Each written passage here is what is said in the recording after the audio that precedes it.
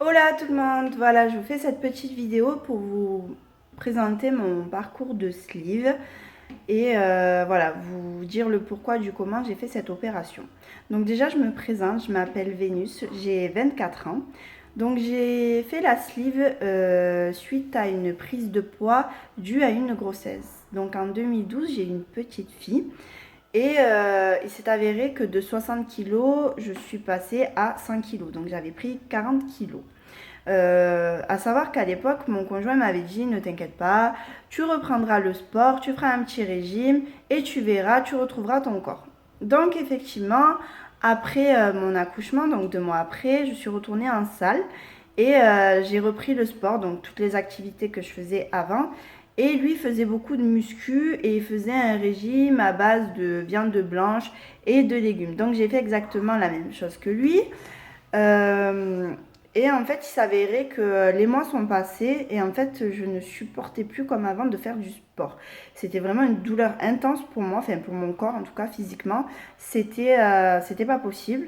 Donc du coup, j'ai arrêté de faire du sport tout simplement. Par contre, entre-temps, j'avais perdu 3-4 kilos, je crois.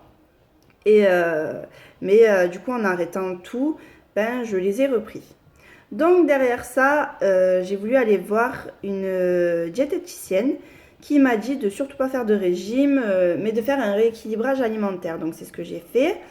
Et avec ce rééquilibrage alimentaire, le problème que j'ai eu, c'est que alors je reprenais pas de poids, mais par contre je n'en perdais absolument pas. Donc j'ai fait ça pendant 5 mois. Et au bout des 5 mois, en fait, j'ai laissé tomber parce que je n'avais pas de résultat et que ça me plaisait pas.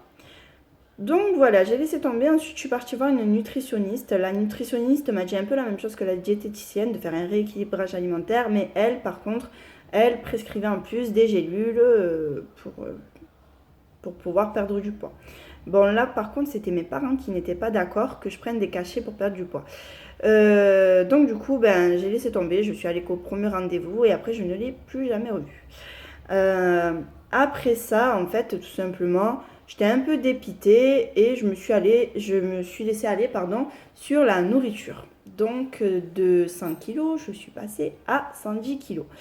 À partir de là, en fait, j'ai eu de nombreux problèmes. J'ai eu des problèmes de dos notamment. En fait, vu que je faisais pas de sport, j'ai voulu continuer la marche. Donc, je promenais souvent mon chien et je l'amenais en ville. Je faisais des allers-retours comme ça. Et en fait, il s'est avéré que alors, je faisais pas une sciatique, mais c'était pas loin. Il y avait un truc qui était en train de tasser entre deux os.